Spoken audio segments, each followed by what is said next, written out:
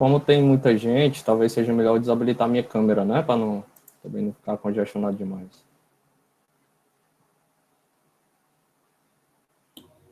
Pode ser, o senhor que sabe. Tá, eu A vou melhor. tentar aqui com a câmera aberta, mas qualquer coisa eu mudo, tá? Tá bem, Se ficar muito apertado. Vocês estão vendo minha tela aí? estamos. Ótimo. Tudo bem, Vladimir? Tudo. Tudo de bola. Então, assim, eu não tava escutando vocês aí no começo, né? Mas eu não sei se vocês já apresentaram aí, né? Alguma coisa. Eu tô Não, por ainda não. fora. A gente estava esperando o senhor entrar para dar início. Tá certo. Vocês estão vendo aí a apresentação? Sim. Então, pronto. Então, vamos lá, pessoal. Boa tarde aí para todo mundo, né? Teve um começozinho conturbado aí, meus fones aqui não funcionaram nada. Tive que acabar pegando um emprestado aqui, mas deu certo. Para quem não me conhece, eu sou o professor Michel, né? Sou professor da UFC lá no campus Quixadá. E estou aqui hoje, né, para apresentar esse mini curso para vocês, que, assim, a ideia dele é apresentar um pouco do Docker para vocês, né, falar um pouco dos conceitos básicos, dos comandos, né, e como é que a gente faz para trabalhar com containers, né, fazer o gerenciamento de containers de modo geral, né. A ideia não é se aprofundar muito, até porque a gente não tem tempo para isso, né, mas vamos tentar tirar o máximo de proveito possível nesse tempo aí que a gente tem, tá bom? Então, primeiramente eu queria pedir desculpas, né, porque o curso ele estava programado para começar na semana passada, né, 7 e 8, mas aí eu tive um chamado de última hora para participar da reunião, de uma reunião do INEP, e era uma reunião que eu não podia faltar, né, já estava esperando há um bom tempo, eles marcaram de última hora, e aí eu tive que acabar postergando aí a data do minicurso, né. Mas vamos manter as mesmas quantidades de aula, né, no mesmo tempo, tá? De antemão, eu coloquei 4 aulas, né, de 1 hora cada, para a gente trabalhar esses 6 conceitos aí, certo? Então, basicamente, o que a gente vai falar hoje, a gente vai fazer uma introdução rápida, né, para definir, né, o que é o Docker, né, como é que ele se encaixa hoje no mercado.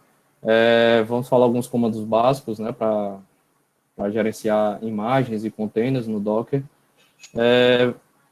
E aí, nas próximas aulas, nós vamos ver outros assuntos, né? Que é como é que a gente faz para criar imagens Docker, né?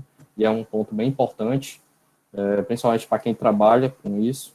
Vamos falar um pouco de redes em Docker,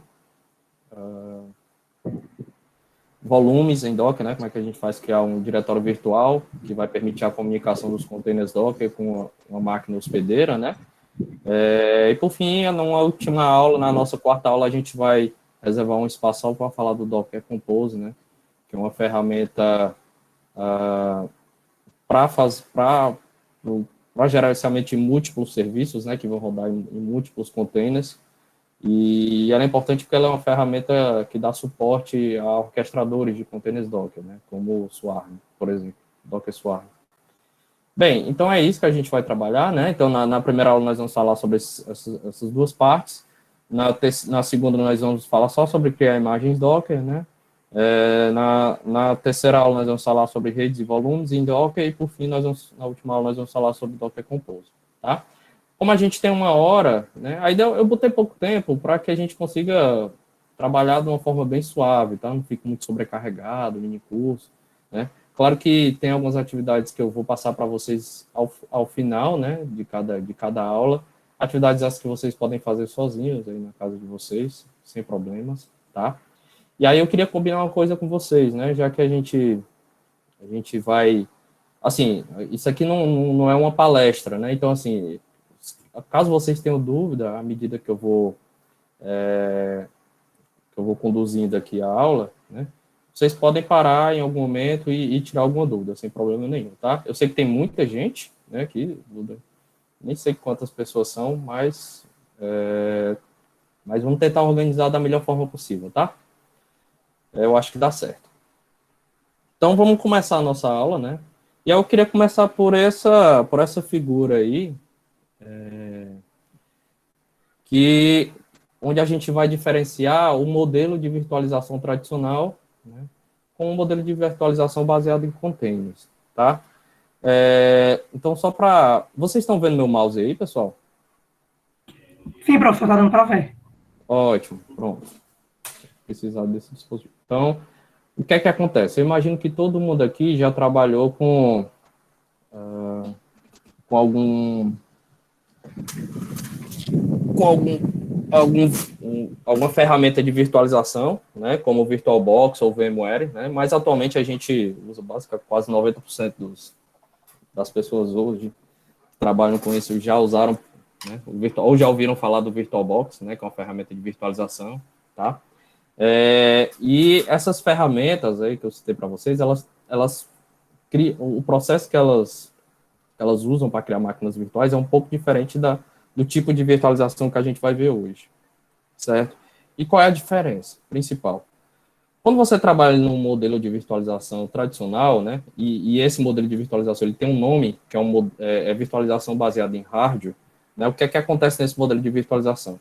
A máquina virtual, ela engloba todo o sistema operacional, né, as bibliotecas, as aplicações de sistema, as aplicações de nível de usuário, tudo está dentro dessa máquina virtual, tá? Desde o sistema operacional até as aplicações de nível de usuário, né? Então, como a gente pode ver aqui, o que é que acontece? A gente tem uma infraestrutura, né, que a gente vai usar para criar as nossas, que é quem vai fornecer os recursos físicos para as criações das máquinas virtuais, né, que vai ser compartilhado entre essas máquinas virtuais.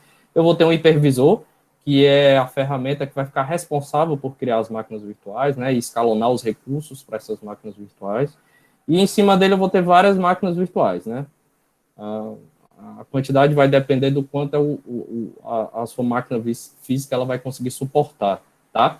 E aí cada máquina virtual dessa, e aí eu estou diferenciando elas aqui por cores, né? Cada máquina virtual dessa tem o sistema operacional, que a gente chama de sistema operacional convidado, tá? Tem as bibliotecas, os arquivos, programas binários e as aplicações do usuário. Cada uma delas com seus próprios subconjuntos. Né? Então, elas são totalmente isoladas, tá?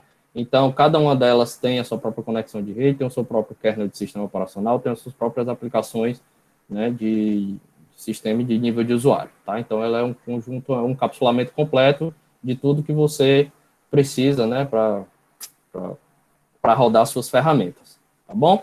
Então, nesse modelo aqui de virtualização tradicional, a gente cria uma máquina virtual, instala um sistema operacional nela, e aí depois que a gente vai instalar as aplicações, tá certo? E o sistema operacional vem completo mesmo. Diferente desse modelo de virtualização, né, que eu falei para vocês, que é a virtualização baseada em hardware, nós temos a virtualização baseada em containers, né, ou virtualização baseada em sistema operacional. E aí, qual é a diferença desse modelo de virtualização para o tradicional, né? Primeira coisa, o sistema operacional, o kernel do sistema operacional é compartilhado. Como assim, professor? Não entendi. Bem, você tem a infraestrutura aqui embaixo, certo? A infraestrutura, os recursos que você quer compartilhar com as suas máquinas virtuais. Aqui nós vamos chamar essas máquinas virtuais agora de containers, tá certo? Você tem um sistema operacional que roda em cima dessa infraestrutura, tá? Aí até aqui a gente já entende o que é que significa, né? Uma máquina com Windows ou com Linux instalado, certo? Em cima dela a gente vai ter um engine de container, né? Um container engine, que é que vai ficar responsável por criar os containers em cima dessa infraestrutura. E o que é que a gente considera um container? Bem, a gente viu antes que uma máquina virtual aqui no modelo tradicional, ela engloba desde o kernel do sistema operacional até a aplicação nível de usuário, tá?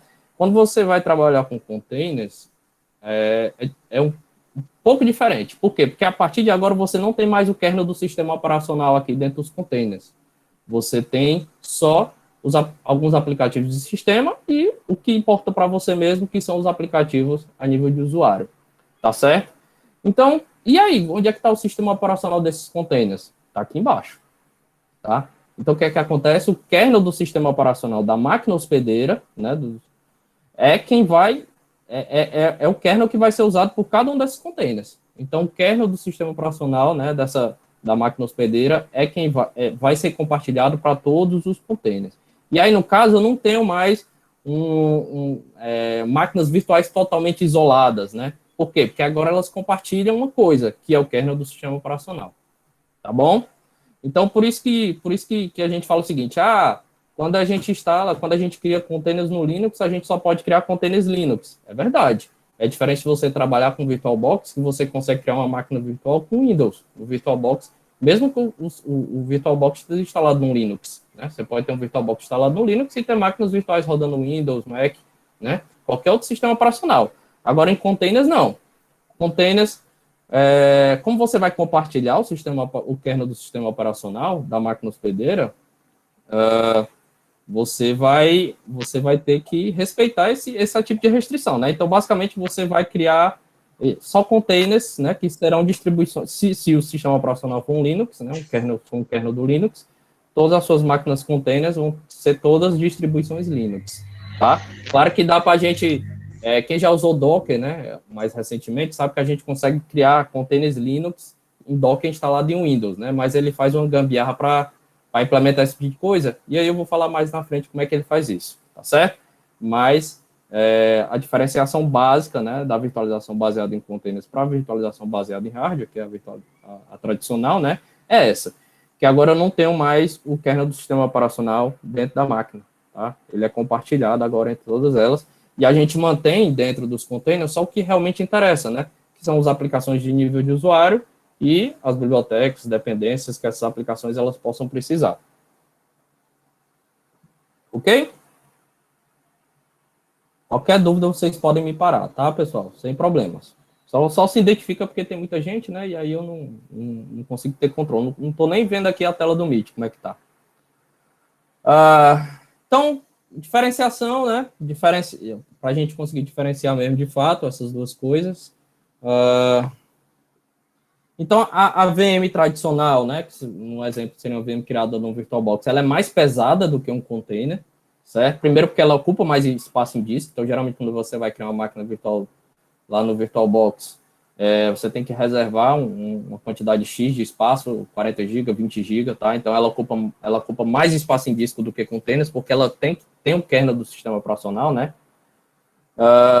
Ela leva mais tempo para inicializar, porque agora você tem o tempo de inicializar o sistema operacional, diferente de containers, né? Que o sistema operacional ele já está inicializado, né? Você só vai rodar um container que tem só as dependências, bibliotecas e aplicações de nível de usuário. Você não vai ter que esperar o tempo, né, de inicialização do sistema operacional, ele já está inicializado.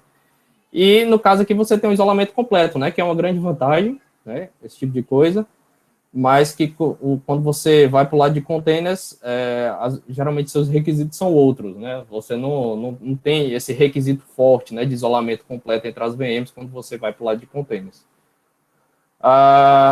E aí, por outro lado, o container é mais leve, né? Ele ocupa menos espaço em disco, né? Na faixa de megabytes, certo? Você vai, como falei para vocês, só vai instalar o que você precisa mesmo, tá? Ele tem menos tempo de inicialização, você não precisa esperar o kernel do sistema operacional inicializar, então ele leva segundos para inicializar, você leva segundos para inicializar um container, né? Kernel compartilhado, né? O isolamento não é completo. E aí, como você você ocupa menos espaço em disco, né? Você pode executar milhares de containers em um único host, sem problema nenhum, tá? Claro, vai depender do host, né? Continuando, né? Então, o Docker, ele é uma ferramenta de virtualização baseada em containers, né? Então, você tem a infraestrutura aqui embaixo, infraestrutura física, um sistema operacional, né? Hospedeiro em cima, né, dessa infraestrutura.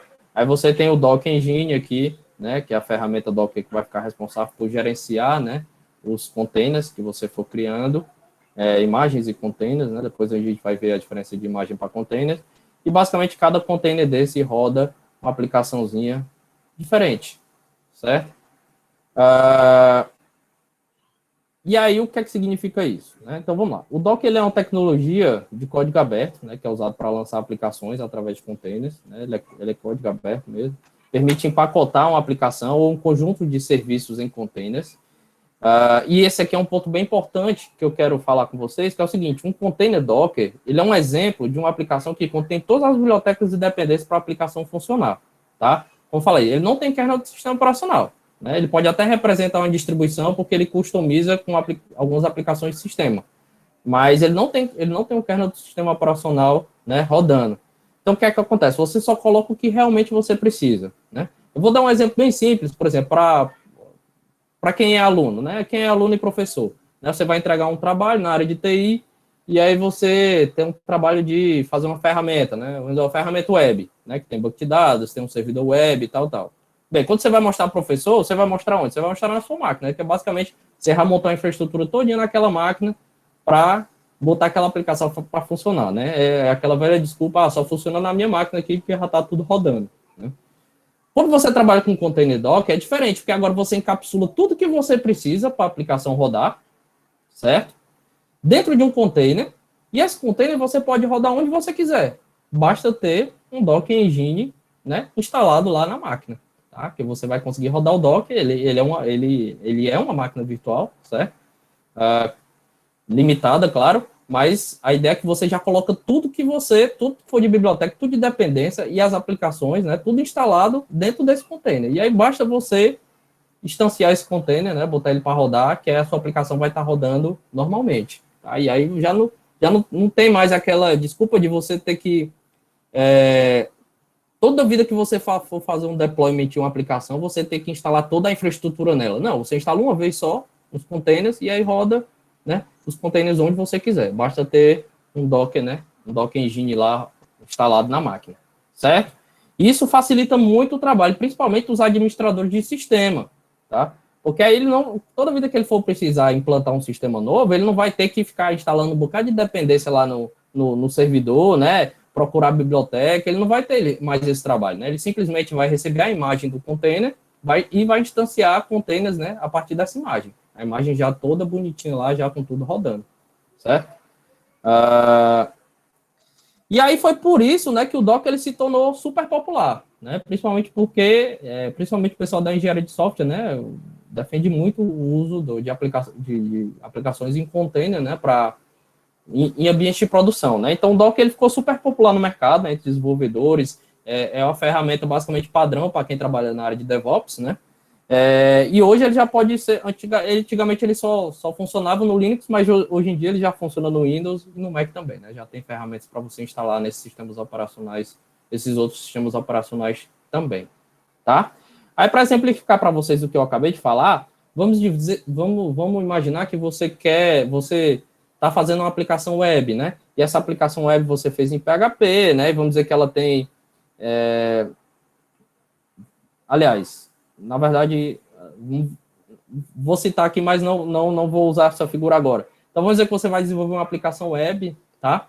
E aí você tem, nessa sua aplicação web, você tem um servidor web e tem um banco de dados. Vamos dizer que o seu banco de dados é um Postgre, né? E o seu servidor web você vai usar um Apache, e claro, tem a aplicação ali que está rodando, né? Que está sendo chamada ali pelo servidor Apache, certo?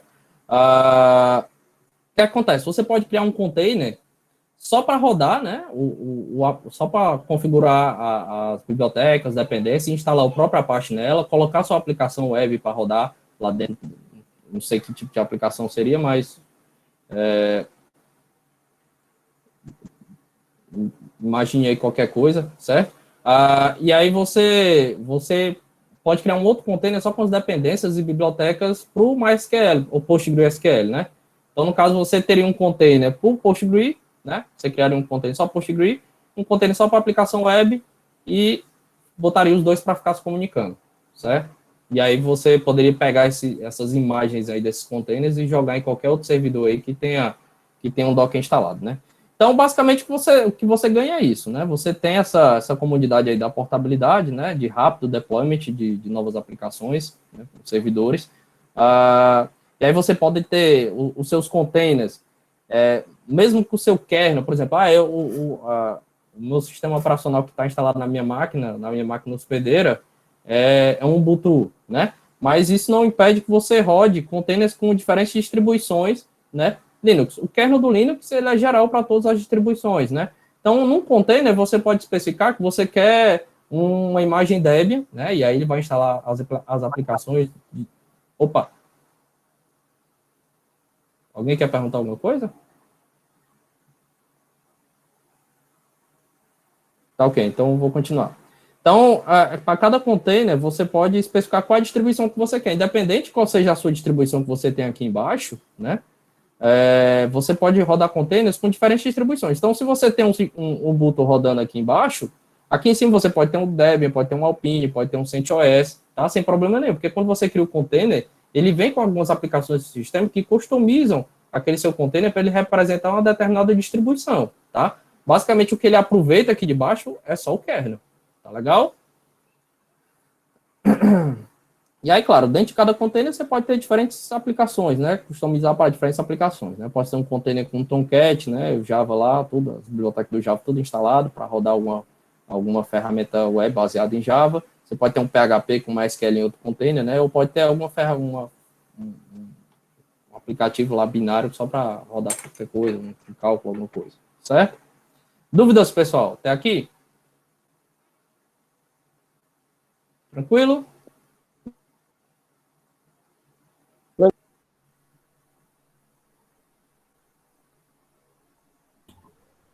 Opa, Até agora não, tá tudo tranquilo.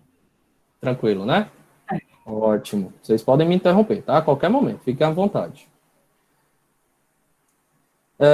Então, pessoal, um container Docker, e aí é importante porque muda um pouco do processo de virtualização tradicional aqui, tá? Então, um container Docker, ele é gerado a partir de uma imagem, que é o resultado da aplicação ou do serviço empacotado, né? Quando você empacota o serviço, né, as bibliotecas e as dependências dele, você vai gerar uma imagem.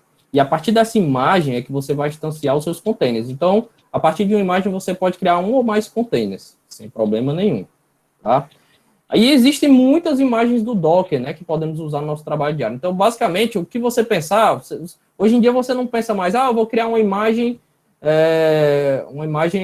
com uma MySQL rodando. Não, isso aí já tem disponível, tá? As principais ferramentas que você imaginar hoje já tem imagem Docker pronta, só para você baixar a imagem e criar seus containers. E aí você pode perguntar, professor, onde é que eu acho essas imagens, né, que eu possa baixar? E aí tem um sitezinho lá, né, que é o Docker Hub, né, que é o repositório público, né, de imagens do Docker, tá? Eu até deixei aberto aqui para mostrar para vocês. Deixa eu abrir aqui rapidamente. Esse aqui é o site do Docker Hub, né? E aí, na parte de busca, você pode digitar qualquer serviço. Eu vou começar por uma distribuição. Vamos dizer, eu quero uma imagem com distribuição Ubuntu, né? Então, eu digito Ubuntu aqui e vou buscar o que é que tem. Ó, ele tem várias imagens. Cada linha dessa aqui é uma imagem diferente, né? Que referencia o sistema operacional Ubuntu, tá? Então, tem o tradicional mesmo, né? Que é o Ubuntu puro, né? Que você pode baixar. Eu vou mostrar já o comando para que a gente consiga baixar essas imagens do Docker Hub, tá? Mas você tem essas imagens puras, então tem para o Ubuntu, tem para o Debian, certo? CentOS, qualquer distribuição Linux que você imaginar, você vai encontrar a imagem pronta. Até do Windows você tem, tá? Caso você for rodar o Docker no Windows, você tem a opção de criar máquinas virtuais com Windows Server já, né? Com as coisas tudo rodando, né? No Windows. Tá bom? Sem problema nenhum. E aí tem os serviços também, né? Então você tem serviços como Apache, certo? HTTPD no caso, né? Você tem para qualquer banco de dados aí que você imaginar, MySQL, o Redis, um banco de dados em memória, tá? Então, você tem imagem já para todo tipo de serviço aí que você imaginar que exista, né? Assim, dos principais hoje que você usa para desenvolver as suas ferramentas, né? Até imagem já com Node rodando, por exemplo, também. Então, você tem disponível, tá certo? Então, assim, quando você pensar em criar uma imagem para rodar algum serviço que já existe, faça uma busca primeiro no Docker Hub para saber se ele já não está lá, né? Que aí, no caso, você só precisa baixar e usar, certo?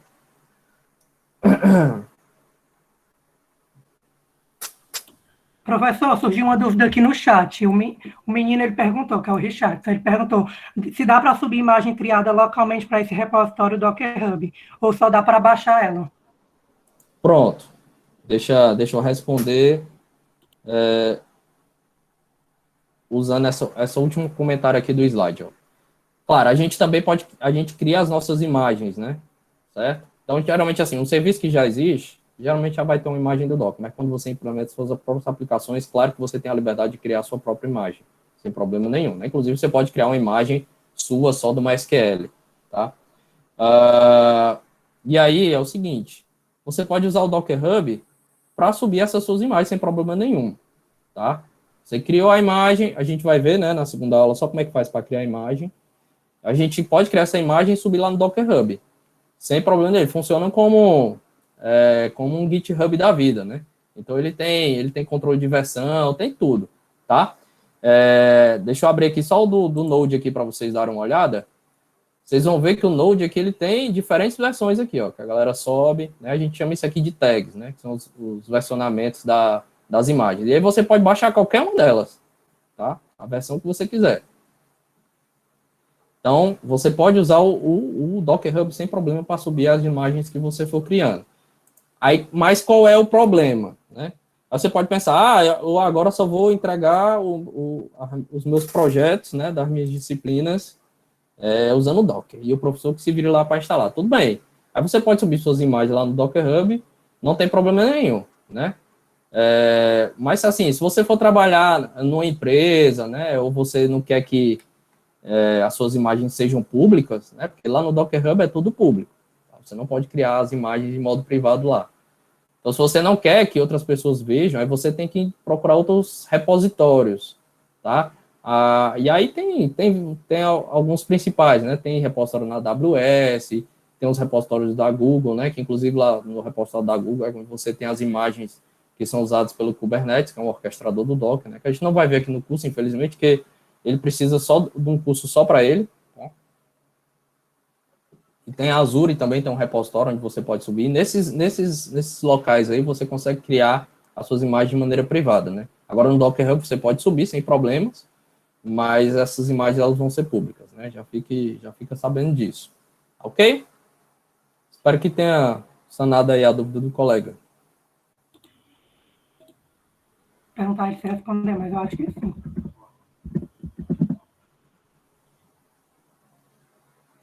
Beleza, então. Então, vamos continuar, né?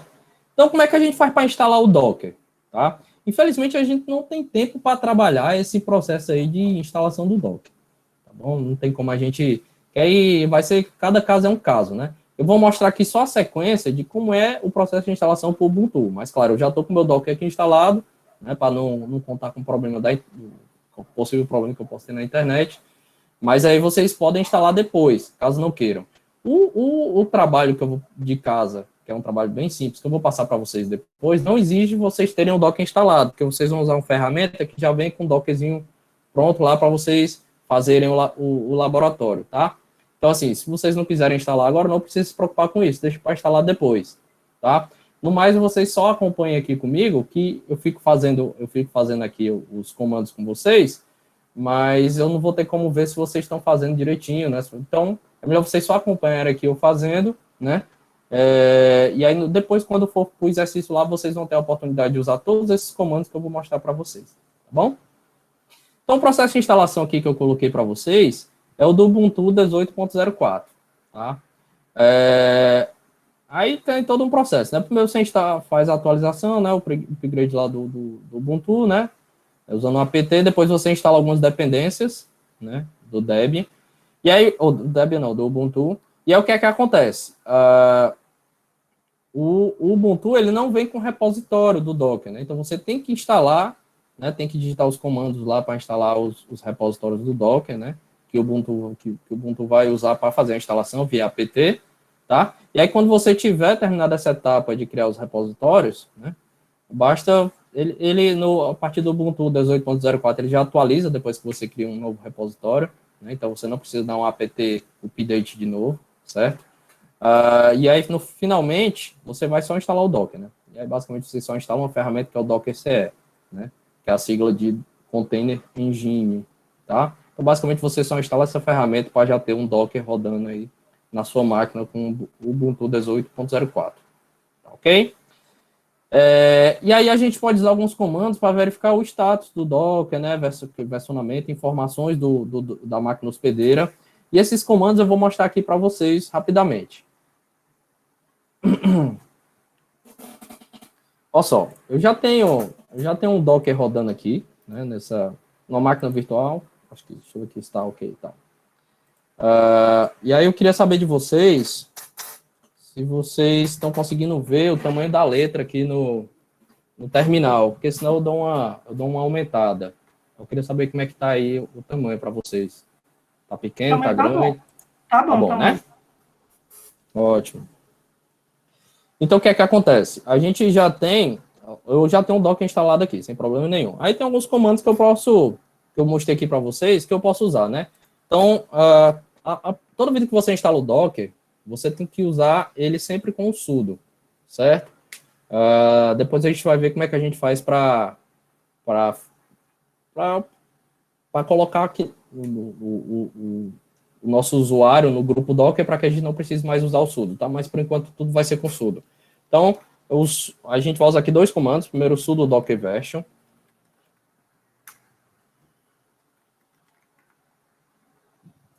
E esse... Deixa eu ver aqui.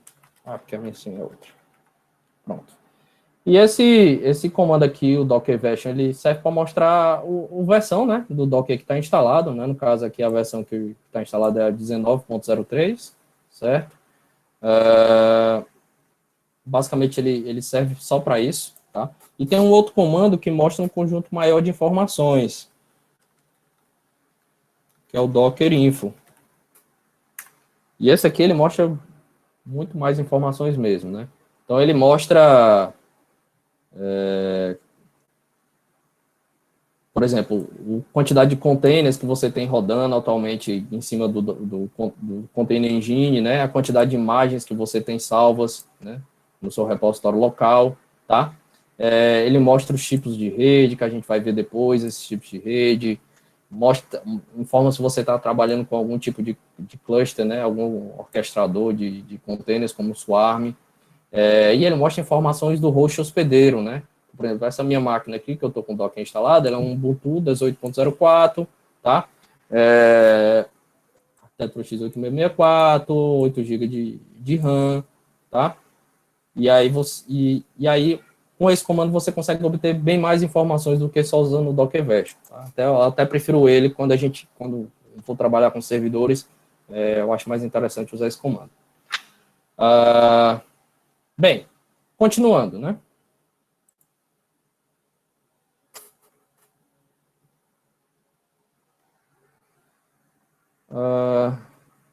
Então, como é que a gente faz para rodar um container?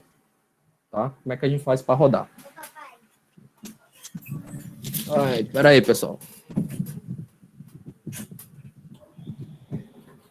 A filha está entrando aqui dentro do escritório, né? Tive que botar para fora aqui. Então, continuando, como é que a gente faz para rodar um container, né?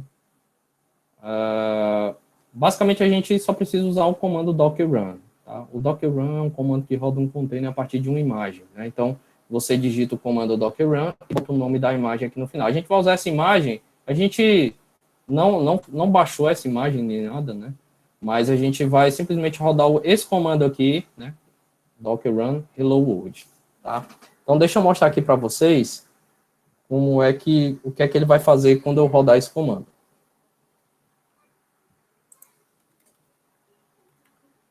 Então, se eu der um sudo docker run hello world, vamos ver o que é que ele vai fazer, né? Primeira coisa que ele informa é que ele não conseguiu encontrar uma imagem hello world localmente. Aí o que é que ele vai fazer? Ele vai baixar, né? Ele vai ver se essa imagem existe lá no Docker Hub, certo? Se ele encontrar, ele vai baixar a imagem. E aí aqui ele baixou. E aí no finalzinho ele diz aqui, ó, imagem nova baixada, né, para hello world, né? Aí depois eu falo que essa tag aqui, mas por enquanto vamos se ater só a isso. Então é o seguinte, quando você dá um docker run e o nome da imagem, a primeira coisa ele procura essa imagem no seu repositório local. Não tem, ele vai baixar, ele vai ver se tem no Docker Hub, se tiver ele baixa, né? Aí essa imagem é uma imagem bem simples, o container que você cria dela, ela roda só um comando que é para imprimir esse texto aqui, tá? Hello from Docker, e aí ele mostra um conjunto de mensagens aqui, né? Então, basicamente, esse container, ele serviu só para rodar essa mensagem, certo? Ok? E aí tem uns outros comandos aqui que a gente pode usar, que é o seguinte. Deixa eu botar aqui a apresentação de novo. E é o que acontece. Quando você está trabalhando num servidor, por exemplo, você não vai ter a disponibilidade de um ambiente gráfico, né, que você possa acessar um browser, ir lá no Docker Hub e buscar uma determinada imagem, certo? Então, o que é que você pode fazer? Você pode usar um comando do Docker para buscar as imagens lá no Docker Hub. Né? Da mesma forma que a gente fez anteriormente usando o browser, você pode usar esse comando também para buscar as imagens que você precisa, né? No Docker Michel, Search. Oi. teve uma pergunta aqui do Michel também. Ele está perguntando Oi. se isso é só para identificar se o Docker está funcionando corretamente. Exatamente. Né? É o famoso Hello World, né? Só para saber se tá tudo ok, se ele está conseguindo instanciar containers direitinho. Tá? Mas esse container não faz nada, não. É só para imprimir aquela mensagem.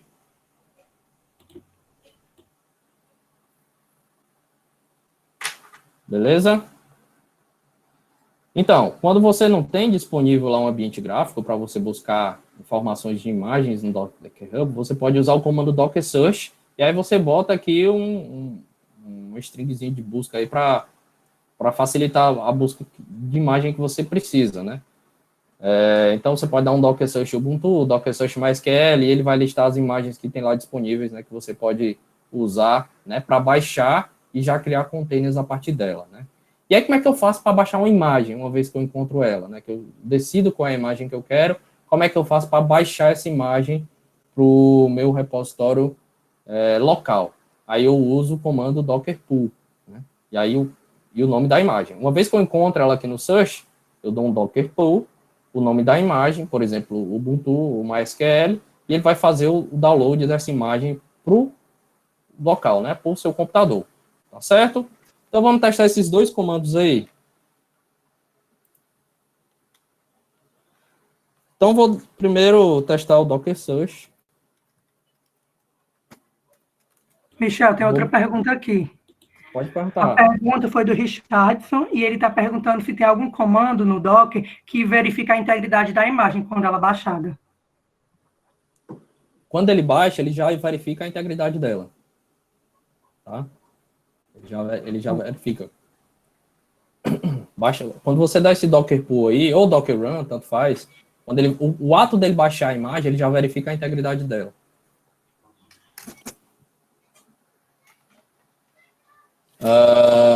Sudo Docker Search, e aí eu vou botar um exemplo aqui do Redis. Redis que é um serviço de banco de dados em memória, né? Message Broker, para trabalhar com Message Broker. Então, é um sudo Docker Search, e vamos ver se tem alguma imagem com o serviço Redis. Olha só, tem algumas, né? Então, tem o padrão, né? Que é o Redis, né? E, inclusive, ela que tem mais avaliações, né? Interessantes. Então, a gente vai baixar ele, tá? E tem vários outros aqui, né? Geralmente derivados desse aqui, né? É um fork dessa imagem base aqui, e aí ele geralmente desenvolve alguma coisa em cima. Mas nós vamos trabalhar com esse aqui, que é o padrão, né? É a imagem base do Redis. Eu vou dar um clear aqui. E aí vou baixar essa imagem. Como é que eu baixo? Usando o comando Docker Pull. Docker Pull e o nome da imagem. Redis. Olha só. Ele vai baixar e ele já baixa ele já verifica a integridade, tá? Quando ele baixa. Tá ok? Então tá aqui, ó. Ele baixou a imagem, certo? Redis, latest, tá? Depois a gente vai falar o que é esse latest aqui, mas ele conseguiu baixar a imagem direitinho, né? Eu acho, né? Mas aí como é que a gente faz para ver se ele baixou, né? Mesmo essa imagem. Aí a gente tem que aprender os comandos do Docker que nos permite gerenciar essas imagens, né, que foram baixadas. E que comandos são esses? Basicamente a gente só precisa usar um na prática, tá? Deixa eu botar aqui a tela de novo. Então, normalmente os usuários têm várias imagens no próprio sistema, né? E a gente pode listar todas elas usando o seguinte comando: docker images. Tá? Se você digitar o sudo docker images, você vai conseguir visualizar as imagens que você baixou, tá bom? E aí, vamos usar logo esse aqui é o comando, eu não vou usar aqui porque eu já fiz isso, tá? Mas depois vocês usem, né? Que é, se você quiser usar o Docker sem um sudo, basta você adicionar o seu usuário no grupo Docker, né? Então você pode dar um sudo add user, né? O nome do seu usuário, né? E o nome do grupo que você quer adicionar esse usuário. Então você está dando um add, no meu caso aqui, o usuário Michel, um sudo add user Michel, né? Espaço Docker. Tá legal? E aí você dá um logout, né? Reiniciar a sessão novamente para que esse comando ele faça efeito, né? De fato. Então, dar esse comando, reiniciar a sessão, e aí você já vai conseguir usar o Docker sem um sudo. Tá legal? Então, a partir de agora eu vou usar, como eu já fiz isso aqui no meu, vocês podem fazer depois, né? No de vocês, mas eu já vou usar o Docker sem um sudo, tá? Porque o sudo atrapalha demais. Então, eu vou usar esse comando aqui, o Docker Images, para mostrar para vocês as imagens que a gente baixou. Então, vou dar um clique aqui. Opa. Docker, espaço, images. E olha só. Eu não sei se tá bom para vocês lerem aí, tá? Mas deixa eu dar só mais uma lapadinha de zoom aqui. Tava bom, mas quanto mais melhor, né? Pronto, tá bom aí agora. Tá. Pronto. Então, a gente pode ver aqui, pessoal, cada linha aqui é uma imagem, certo? Então, a gente pode ver que a gente até agora baixou duas imagens. Uma foi o Hello World, que foi daquele primeiro container que a gente rodou, né? A gente rodou um container, ele baixou a imagem para poder instanciar o container, e essa imagem ela fica baixada no nosso repositório local. E esse do Redis, agora que a gente usou o comando docker pull para baixar, né? E aí, quando ele lista aqui, ele dá várias informações, né? Ele dá uma imagem ID que a gente usa muito, né? Eu principalmente prefiro trabalhar com ID do que com os nomes de fato, né? Dos objetos que o Docker gerencia. Depois eu vou dizer para vocês por que eu prefiro trabalhar com ID, mesmo que ele seja gigante. E ele é maior que isso, porque ele não mostra o valor todo, tá? Ele mostra uma parte. Aí tem a quantidade de tempo que ele foi criado. Aqui é porque é o seguinte, pessoal, como eu já tenho o Docker rodando há muito tempo nessa máquina virtual, ele já mostra da primeira vez que eu baixei, tá? A data que essa imagem foi criada. Então, influencia. E o tamanho, né, da imagem. No caso aqui, o Hello World era 13 KB, né? E o Redis, 104 MB, né? Agora, imagina você criar uma máquina virtual no VirtualBox, né? Para rodar um serviço desse como o Redis, né? Teria mais de, pelo menos, 2 GB já de tamanho de uma imagem dessa, certo? Porque ia ter o sistema operacional todinho lá rodando, né? Mais os serviços que você queria rodar, que seria o Redis. Né? Então, pode botar aí 2 GB aí por baixo. Né? No caso aqui, a imagem toda ela é 104 MB. Por quê? Porque ela dentro dela está encapsulado só o que realmente precisa. As bibliotecas, dependências, né, alguns aplicativos do sistema, só para diferenciar a distribuição, né, do sistema operacional, e o serviço que você quer, né, rodando, que é o Redis. Tá? Beleza? Tranquilo? Então, o que foi que a gente viu até agora, né? Vamos lembrar aqui, né, devagarzinho. A gente viu 2 comandos, né? O Docker pull e o Docker run, certo? Esse build aqui, a gente não vai falar dele agora não, tá? Então, o Docker pull e o Docker run foram dois comandos que a gente viu aqui, né? O Docker pull ele serve para criar uma imagem, ou para baixar uma imagem do repositório, né? Do Docker Hub. E o Docker run ele serve para instanciar um container a partir de uma imagem, tá? Como é o fluxo desses 2 comandos? O pull é o seguinte, o pull, quando você digita Docker pull, ele aciona o Docker Daemon, e o Docker Daemon vai lá no Docker Hub buscar essa imagem específica, e ele baixa essa imagem para o repositório local. E aí, acabou o Docker pull. Tá? O Docker Run, ele é um pouco diferente. Né? Pouco não, né? Ele engloba o Docker pull, né? Mais o processo de instanciar o container. Então, o Docker Run, quando você digita um Docker Run, né? O nome da imagem, ele aciona o Docker Daemon. ele vai verificar aqui se essa imagem existe, né, no repositório local, tá? No caso aqui ela existe, é o Ubuntu aqui, né? E se ela existir, ele já instancia, né, cria um container. Agora, caso ela não exista, ele vai fazer essa etapa aqui do Docker Pull também. Vai lá no Docker Hub, baixa a imagem, e aí a partir daí é que ele vai criar um container, né, a partir dessa imagem. Tá ok? Beleza? Não sei se ficou mais confuso ou ficou mais simples agora, mas basicamente a diferença entre eles é essa, né? Então o Docker Run, ele engloba o Docker Pull também. Se a imagem não existe no repositório local, ele baixa essa imagem para o repositório local e instancia o container, né? A partir dessa Michel, imagem. tem outra dúvida. É do Pode Richard. perguntar. Ele pergunta, quando ele faz a busca no diretório remoto, ele só procura no registro Docker ou ele adiciona outro repositório remoto? Não, ele aponta só para o Docker Hub. Tá? Agora, claro, você pode...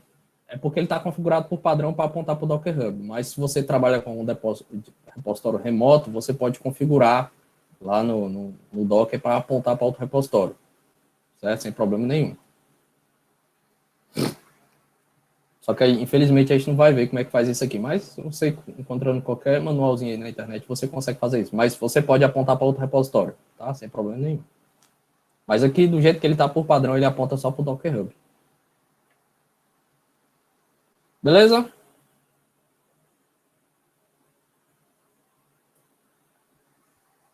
Então, vamos lá. Então, vamos insistir mais um pouquinho nesse Docker Run, né? Até porque ele tem vários parâmetros. Então, para executar um container a partir de uma imagem, Docker Run, o nome da imagem, e você pode colocar um comandozinho aqui no final. Como assim um comando? Bem, é o comando que você deseja executar quando o container é criado. Muito estranho, né? Por default, ele tenta chamar o /bin/bash, né? Que é o comando de terminal do Linux, certo? Que é um comando que ele procura um terminal para tornar ele disponível, né?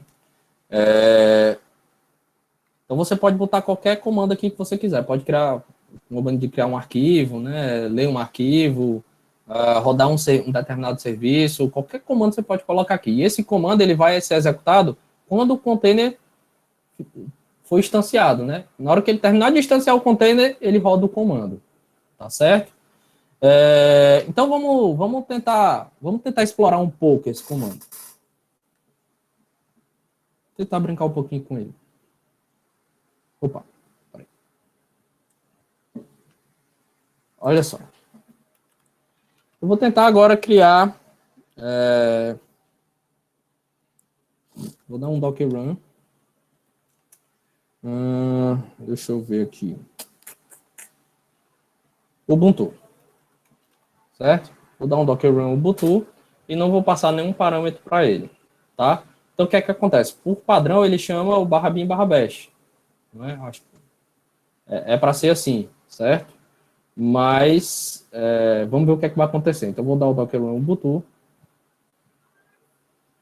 Ele não encontrou no repositório local, então ele vai baixar lá, né?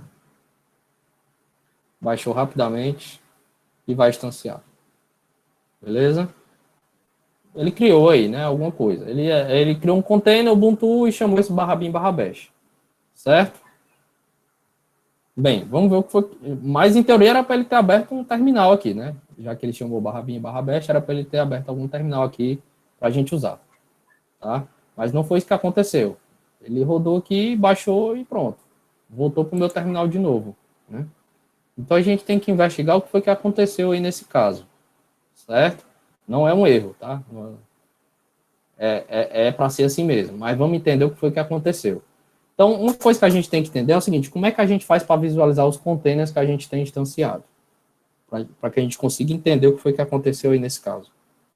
Então, eu vou dar um Shift F5. Opa, peraí. Deixa eu botar aqui a apresentação de novo. Olha só. Para a gente visualizar os containers, ó, tem um comando aqui, que é o Docker PS. O Docker PS, ele lista os containers que estão ativos, estão ligados, né, que estão funcionando atualmente. Tá? E aí você tem... E aí você pode listar também todos os containers, né, os que estão ativos e os que não estão ativos, né, que estão desligados, usando o parâmetro "-a", a opção "-a", tá? Docker ps "-a". Então, você pode usar esse comando aqui para visualizar os seus containers. Então, vamos ver quais são os containers que estão rodando, né? Vocês lembram que a gente até agora deu 2 vezes o Docker Run, né? Foi um para chamar aquele Hello World e agora o Ubuntu, né? Então, vamos ver se esses containers estão ativos, né? Então, vou dar um Docker ps.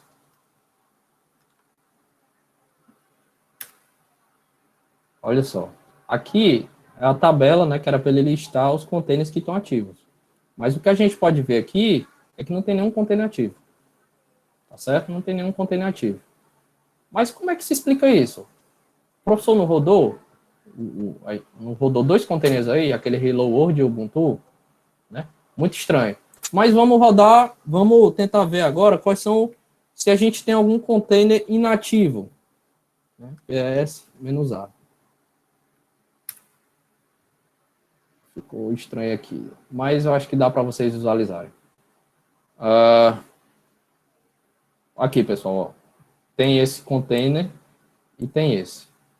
O Ubuntu e o Hello World, né? Esse aqui seria o nome do container, né? Mas é porque, como a gente não está escolhendo o nome ainda, o Docker ele cria aleatório o nome do container. Mas a gente pode ver que tem 2 containers aqui que estão inativos. Um baseado na imagem Ubuntu e outro baseado na imagem Hello World. Certo? E você pode ver que quando a gente rodou o Ubuntu, ele chamou o /bin/bash. Né? Ele chamou o /bin/bash, que é o padrão, né? Mas o problema é que ele não está ativo. Ele parece que o que aconteceu? A gente iniciou o container e ele desligou. Né? Ele não funcionou. Né? Você disparou o container, ele levantou, chamou o comando /bin/bash, mas logo em seguida ele saiu. Né? Então o status deles aqui, você pode ver que ele está terminado. Né? Ele não está mais ativo. Né? E por que isso acontece? Né? Por que isso aconteceu? Tá? E aí é importante que a gente entenda uma coisa. Deixa eu mostrar aqui para vocês. E é uma coisa bem legal. O container, ele só vive enquanto o processo dele está funcionando. Certo? Então, o que é que isso quer dizer? Toda vida que você vai rodar o container, você tem que rodar um comando nele. Certo? Dizer o que é que ele tem que fazer. Eu vou instanciar um container, eu tenho que dizer o que é que ele vai fazer. Lá do Ubuntu, eu disse para ele chamar o /bin/bash. Né? O do Hello World, ele chamou um comando lá dele, /hello. Né? Mas a partir do momento que ele termina de executar essas 2 coisas, esses processos que você dispara lá, ele desliga o container. Ou seja, o container ele perde a razão de viver. Né? Ele não fica rodando lá ad eterno. Uma vez que você roda aquele comando que você passou, ele desliga automaticamente, tá? Então, o container ele só vive enquanto o processo dele está funcionando. Aí você pode perguntar, professor, e como é que eu faço para rodar o serviço? Ora, se no comando lá você botar para iniciar um serviço, né? Geralmente esses serviços eles rodam como daemon, background. Então, o serviço ele vai ficar rodando lá até você desligar ele, tá? Então, o container ele vai rodar, né? Porque lá dentro tem um serviço que está rodando ad eterno, né? Como o daemon. Então, é isso que acontece. Tá? Se eu botar só o Docker Run Ubuntu e ele chamar só o /bin/, se eu chamar, por exemplo, se eu rodar só um Docker Run Ubuntu e botar, por exemplo, um ls... Oi? Tem uma pergunta aqui do Clebson. Ele perguntou se dentro de um container, se ele estiver chamando o banco de dados, quando ele desligar o container, todos os dados desse banco são perdidos e como faz para salvar os dados de um banco rodando dentro do container. Tá, como é o nome do aluno que perguntou? Clebson. Opa, Clebson. É o seguinte, o container, tudo que você fizer nele vai ficar salvo, certo? Vai ficar salvo, inclusive você está rodando um banco nele, tudo que você criar naquele banco ele vai salvar. Tá legal? Mas o que é que acontece? Geralmente, quando você instancia um container, você tem que, quando você não quiser mais usar ele num determinado momento, você tem que parar ele e não apagar ele, certo? Porque tudo que você cria no container, ele não vai ser criado na imagem que você usou para criar o container, ele é criado no container. O container em si, ele tem um volume só dele, um sistema de arquivo só dele. Tudo que você criar lá vai ficar salvo. Então, toda vez que você criar um container, o container em si é que vai ficar funcionando com a máquina virtual. Você vai ligar e desligar ele, certo? Mas tudo que você criar lá dentro vai ficar salvo. Tá bom? Agora, claro, se você apagar ele, aí vai sumir tudo. Ok? Ele falou que sim. Tá ok. Ótimo.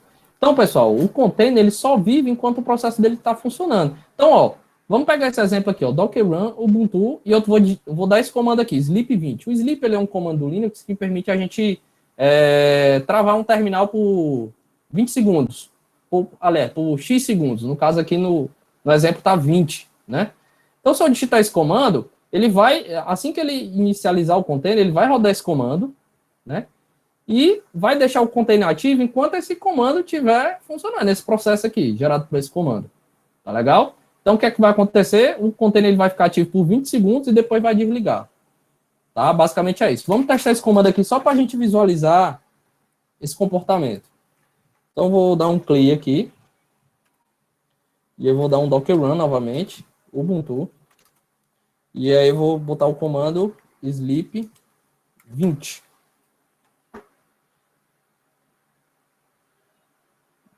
Beleza. Tá rodando lá. Vou aqui no outro terminal e vou dar um Docker PS. Olha só. O Docker PS, ele mostra só os containers ativos. A gente pode ver que o Ubuntu está ativo aqui, ó. Esse container que eu criei agora, baseado na imagem Ubuntu.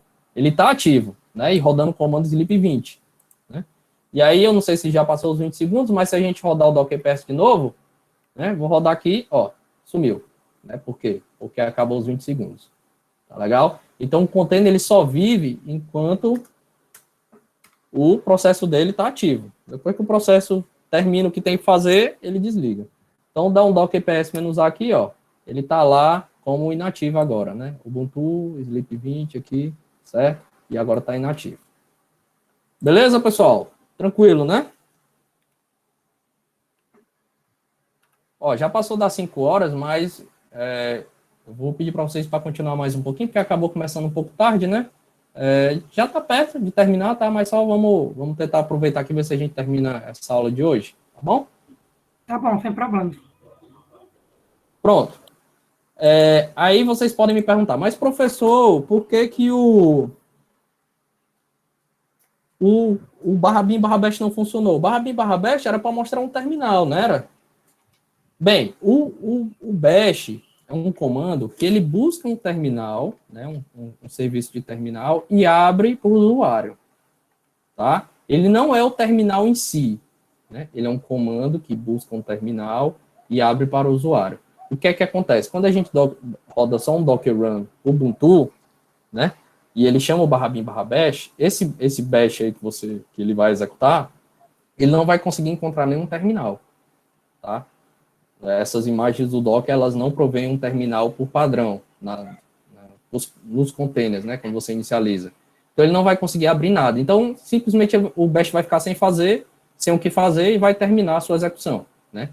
E, consequentemente, a imagem, o container, ele vai desligar, certo? Mas aí, como é que eu faço para fornecer um terminal para o container, né, que o bash possa usar? Aí você pode usar essas duas opções aqui quando você estiver usando o Docker Run, que é o "-i" e o "-t", né? I de interativo e o T de TTY, né? Terminal. Tá legal? Então, se você usar essas duas opções aqui, e o nome da imagem, que vai chamar o bash por padrão, aí o bash vai conseguir encontrar um terminal e vai conseguir abrir. Tá? Vamos testar esse comando, então. Olha só. Docker Run. Deixa eu abrir aqui no outro terminal. Melhor. Dá um clique aqui. Docker Run. "-i", "-t", Ubuntu. Olha só. Agora ele abre um terminal aqui como root. Estão vendo? Eu estou dentro do container aqui, né? Como eu falei para vocês, cada container tem o seu próprio sistema de arquivos, certo? Então tá aqui, eu estou dentro do container. Posso rodar as coisas à vontade. Ele não tem um comando ping não, mas só foi bom para testar. E aí, se eu quiser sair, eu dou um exit, né? De volta para o meu terminal novamente. Mas deixa eu rodar ele aqui novamente. Olha só, ele abriu aqui o terminal dele, se eu for dar um Docker PS, né, vou abrir aqui no outro terminal, ele vai mostrar esse container como ativo, ó, rodando barra bin barra bash, está lá rodando. E ele vai rodar enquanto eu manter esse terminal aberto. Se eu der um exit aqui e sair, esse container também vai encerrar a sua atividade, né? E aí, se eu der um docker ps-a, ele vai mostrar esse container lá como nativo, né? Terminado, finalizado. Beleza? Deu para entender aí essa questão dos containers? Show de bola, né? Legal demais. Então, vamos continuar. Vamos lá.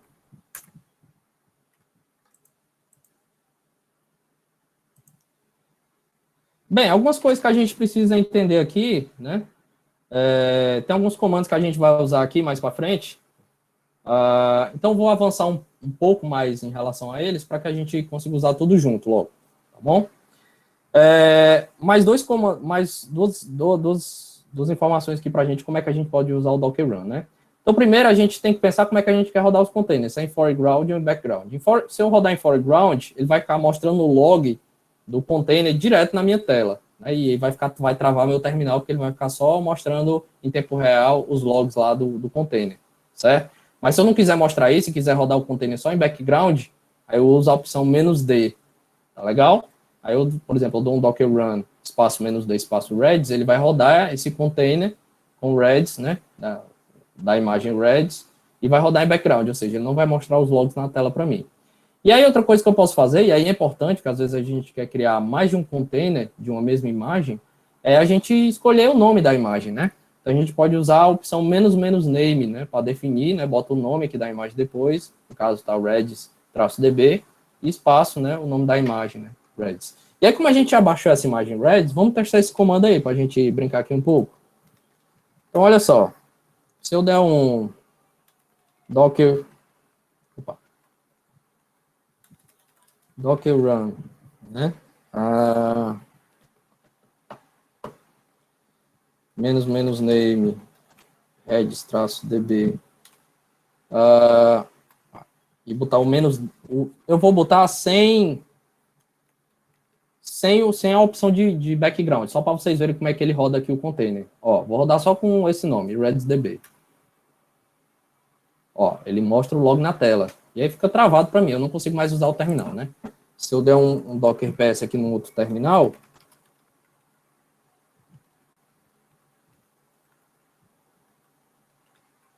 ó, ele está aqui rodando, certo? Tranquilo, com aquele nome que eu criei, ó. É porque ele está cortando aqui na tela. Redis-db, né? Redis-db. Então aqui ele colocou já com esse nome, né? E aí eu não quero que fique assim, eu quero que fique em background, né? Não mostrando esses logs. Então eu vou fechar esse container, né? Dá um Ctrl+C aqui. Oi? Teve uma pergunta aqui da Joyce. Ela perguntou que no terminal apareceu como se tivessem vários containers Ubuntu. Isso se refere a um único container Ubuntu ou são as atualizações dele? Não. É o seguinte, o Ubuntu é a imagem, certo? A gente pode criar quantos containers a gente quiser a partir dessa imagem. Sem problema nenhum. Ó. Vou dar o comando aqui de novo. Docker ps-a. Ó, aqui eu criei quantos containers com Ubuntu? 1, 2 e 3. Né? Mas a imagem que é o Ubuntu, os containers têm esses nomes aqui, ó. SweetCube, Agitated Code. Isso aqui são nomes aleatórios criados pelo Docker, tá? Porque eu não usei aquela opção "-name". Mas os containers são diferentes. O que é que eles têm em comum? A imagem é Ubuntu. Tá? Mas cada um deles tem o seu próprio sistema de arquivos. Aliás, eu criei 4 containers, né, baseado no Ubuntu. Mas cada um deles tem o seu próprio nome. Tá bom, Joyce? Não sei se ficou claro. Ela disse que ficou claro, sim. Ótimo. Então, agora eu não quero que fique mostrando aqueles logs na tela. Tá? Então, eu vou dar um run "-d". Olha só.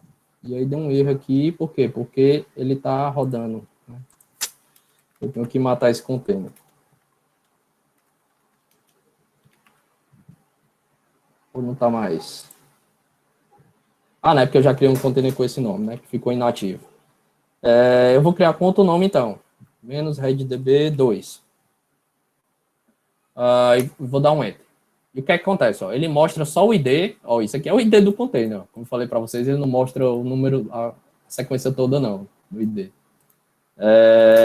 E aí, ele está rodando? Deve estar. Vou aqui no outro terminal, dar um docker ps de novo. E olha só, tá aqui. Está rodando. E está rodando em background, que é do jeito que eu quero. Basicamente, todos os containers que vocês vão rodar é em background. Certo? Então, geralmente, a principal opção que vocês vão usar nos comandos docker run é esse "-d" aí, para deixar eles em background. E aí, enquanto eu não parar esse container aqui, ele vai ficar rodando. Tá? Ele tem um serviço do Redis rodando lá, que vai ficar rodando enquanto você quiser. Tá ok? Vou dar uma ligadinha aqui na luz.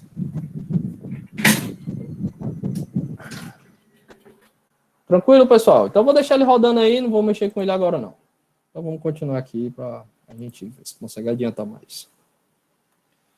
Bem, pessoal, outra questão é você trabalhar com tag, né? Então, vamos dizer, a gente baixou, quando a gente deu um Docker Run, a gente deu um Docker Run Redis, né? Quando a gente baixou a imagem, né? Que a gente deu um Docker Pull para baixar ela. Então, um Docker Pull Redis, né? E o que quer dizer isso? Quer dizer que a gente está baixando a última versão do Redis, que tem lá no Docker Hub. A gente viu que a gente pode ter várias versões lá, né? Deixa eu mostrar aqui para vocês rapidinho, lá na página de novo. Então, se eu fizer uma busca aqui pelo Redis, abrir ele aqui, ó, a gente pode ver que tem algumas versões dele, né? Tem diferentes versões aqui que a gente pode chamar, né? Isso aqui a gente chama de tags. São tags que a gente pode usar para baixar diferentes versões de um mesmo serviço, tá ok? Bem, mas qual foi a versão que ele baixou quando eu escrevi só Redis? Ele baixou a versão latest, né? Que é a última, né? E a gente pode ver que ela deve estar em algum canto aqui dessas tags. Deixa eu aumentar o zoom aqui, que tá difícil para ler até eu. Tá aqui, ó. Tá aqui a latest. Ela tá aqui na versão 6 aqui, né? Por aí. Então, o latest ele tá aqui na versão 6 do Redis. Mas se eu quisesse baixar a versão 5, né? Desse serviço. Tá aqui, ó. Tem essa tag aqui 5. Como é que eu faria, né? O 5.0. Como é que eu faria? Aí você tem que especificar a tag na hora que você vai baixar a imagem. Certo? Então, por exemplo, se eu for dar um outro Docker Pull aqui no Redis. Vou dar um Docker Pull Redis. E aí, ao invés de eu deixar sem nada, eu posso botar uma tag. Eu posso botar 5.0. O que acontece? Ao invés dele baixar aquela versão latest, ele vai baixar essa versão 5.0, né? Que está rodando a versão do serviço mesmo, versão 5.0 do Redis, né? Então, vou baixar aqui. Aí você pode ver que ele vai baixar tudo de novo, né? E aí, se eu der um Docker Images, a gente pode ver que agora a gente tem duas imagens do Redis aqui, ó. Uma com a versão latest e outra com a versão 5.0. Tá legal? Então, dependendo... Às vezes a gente precisa trabalhar com versões diferentes, né, de um serviço, para que a nossa aplicação consiga rodar. Então, para que a gente consiga usar versões diferentes, a gente tem que usar as tags, né? Inclusive, quando a gente vai subir as nossas próprias imagens, a gente pode definir tags para elas também, porque senão elas, por padrão, elas vão com latest sempre. Tá certo? Beleza? Show de bola, pessoal. Tem outra pergunta aí? Até então não. Oi? Tá certo. Até então não. Tá ótimo. Então a gente tá correndo legal aqui. Peraí. Agora deixa eu botar aqui de novo a apresentação. Ixi, peraí, que agora deu zebra. Bem, pessoal. Aí o que é que acontece agora? Né? Mais duas informações, mais duas opçõezinhas interessantes da gente usar com os containers, né? Então, o primeiro é o port map. Né? O que é que significa esse port map? O port map é o seguinte, geralmente quando você roda um serviço, um sistema operacional, né? Um serviço que vai ser disponibilizado, né? na rede, esse serviço ele vai ter uma porta, né? Então, por exemplo, o Apache, geralmente ele usa a porta 80, 8080, tá? E cada serviço, os bancos de dados também, eles têm as suas próprias portas, né? Para que a gente consiga estabelecer conexões para ele, né? Conexões remotas, tá certo? Mas como é que eu faço para acessar esses containers de fora da minha máquina hospedeira, né? Por exemplo, você levantou um serviço web na sua máquina, né, e você quer que as pessoas de fora consigam acessar esse serviço web. E como é que você faria isso? Aí você tem que usar o port mapping, que é o seguinte, você tem que mapear uma porta da sua máquina hospedeira, né, que é a máquina onde está instalado o Docker. Você tem que mapear uma porta dela para a porta onde está rodando o seu serviço dentro do container. Tá legal? Então, se eu der esse comando aqui, por exemplo, docker run, espaço "-p", 80, 80, eu estou dizendo o seguinte, que toda requisição que chegar na porta 80 da máquina hospedeira, né, que é a máquina que o Docker está instalado, eu vou redirecionar essa requisição para a porta 8080 do container que eu estou criando a partir dessa imagem. Tá? Não sei se ficou claro isso. Mas vamos testar aqui para a gente ver. Eu vou voltar aqui para o terminal rapidinho.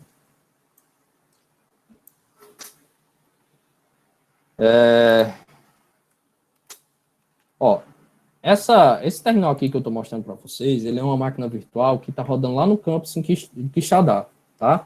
Ele usa essa URL aqui, ó, vavazão.quixadá.ufc.br, ok?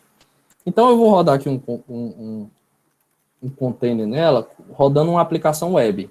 Então, eu vou dar um docker run, né? No caso, a porta 80 está liberado lá para mim, lá no servidor, então eu vou dizer que a porta 80 da máquina, essa do vavazão aí, ela vai redirecionar, toda a requisição da porta 80, ela vai redirecionar para a porta 8080 do container que eu vou criar a partir dessa imagem. Essa imagem aqui é uma imagem de teste. Isso aqui tudo é o nome da imagem, tá? E a tag, tem uma tag aqui, a tag blue, né? Você pode usar texto também para tags, não é só números, né? Então, estou baixando essa imagem, que ela simplesmente roda um servidor web, né?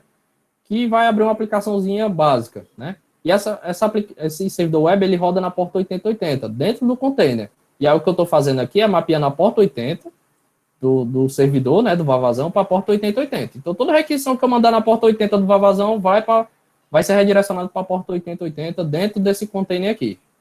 Ok? Então, deixa eu botar o "-d" aqui para ficar em background. E vou rodar. Ele não achou essa imagem, ele vai baixar, né? É uma imagem de teste mesmo, bem simples, qualquer um pode baixar aí. E ele vai rodar o container. Então, se eu der um docker ps aqui, a gente vai ver que esse container está rodando, ó, é baseado nessa imagem, né? Ele criou até um nome aqui, né? Eu não sei ter o nome, e a gente pode ver aqui na parte das portas que a porta 80, né, está redirecionada para a porta 8080, tá? Da máquina hospedeira, né, para o container, para a porta lá dentro do container. Então, se eu quiser testar, basta eu vir aqui num browser qualquer, botar o nome da minha máquina, vavazão.quixadá.ufc.br. E tá aí, ó. Olha só, eu estou acessando o servidor web dentro do container. No caso, eu estou mandando a requisição para a porta 80, da porta 80, que é quando eu digito aqui a URL, e essa requisição está sendo redirecionada para a porta 8080 lá dentro daquele container que eu criei. Certo? E aí ele mostra por padrão essa tela aqui. Tá? Eu usei aquela tag azul para ficar, aquela tag blue para ficar tudo azulzinho aqui, né? Mas eu poderia ter escolhido outra cor sem problema nenhum. Tá certo? Entenderam até aqui, pessoal? A questão do redirecionamento de porta é assim que a gente faz para permitir o acesso externo para os nossos containers. A gente tem que fazer esse port mapping aí. Tem pergunta, Michel. Pode perguntar. É do Henrique, ele está perguntando que ele está falando que ele precisa rodar de mais de um container para desenvolvimento. Como saber quais as portas ele pode usar para os containers dele?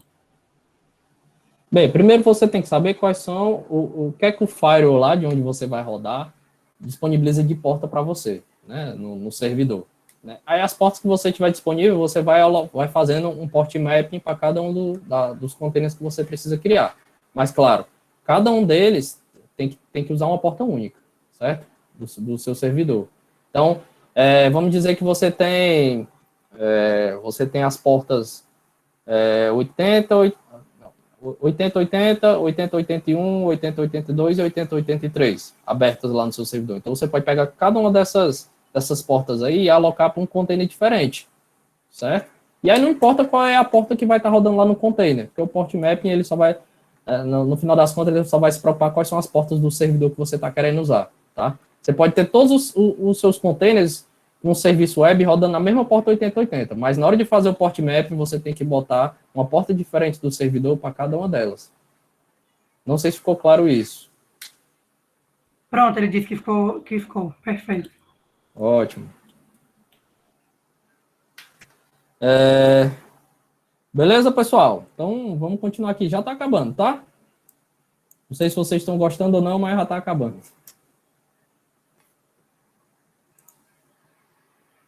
Outra coisa, pessoal, que a gente pode fazer é enviar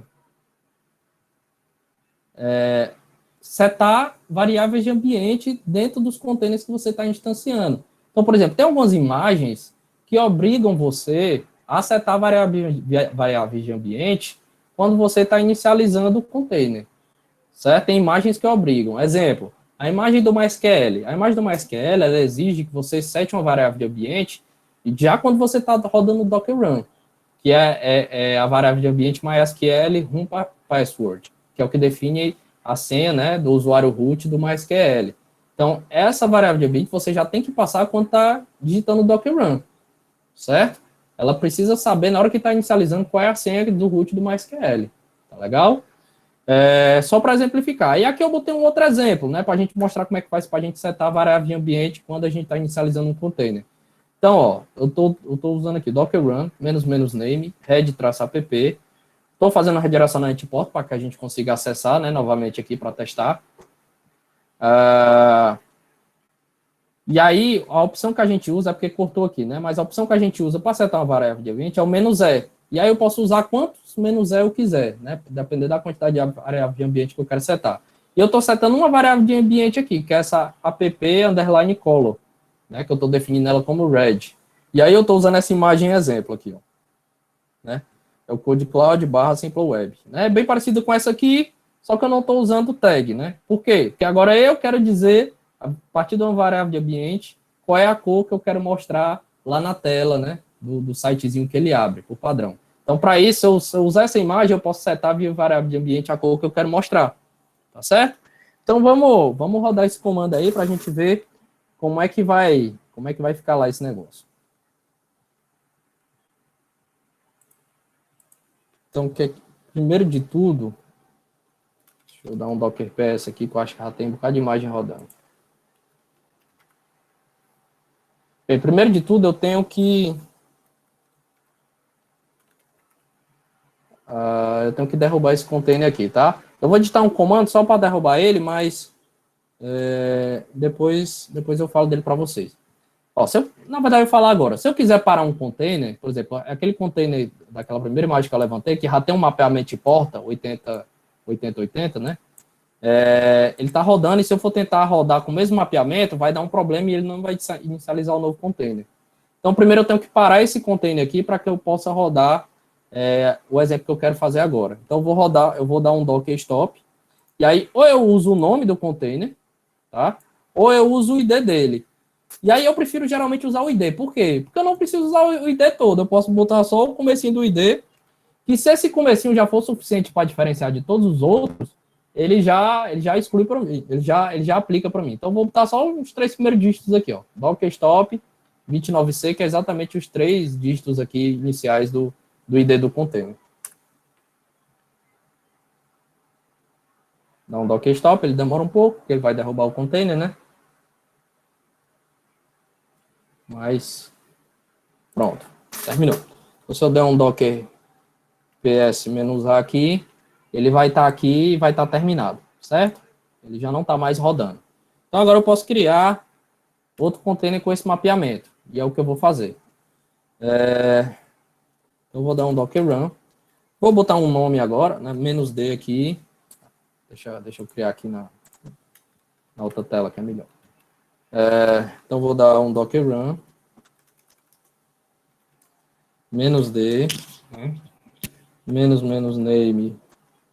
Vou botar o nome desse container de web app. Vou fazer o redirecionamento da porta 80 para a porta 8080, né? Vou botar uma variável de ambiente, -e, app colo app colo.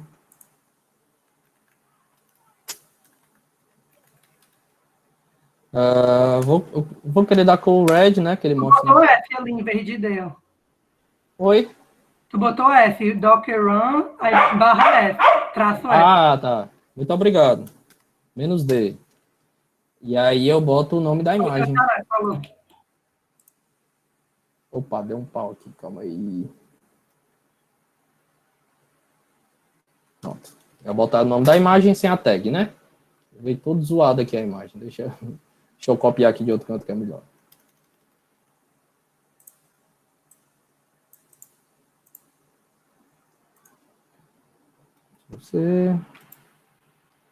Pronto. Aí ele vai... Ele não achou essa imagem, né? Que é a latest. Eu tinha dado a versão blue antes, né? Aí ele teve que baixar de novo. Enfim, é para ele estar rodando aqui agora, né? Então, se eu der um docker ps, ele vai mostrar essa imagem aqui rodando. E aí, se eu for chamar de novo lá, ó, antes estava azul, agora ficou vermelho. Tá? Alguns dirão que é laranja, né? Mas é um vermelho isso aqui, certo?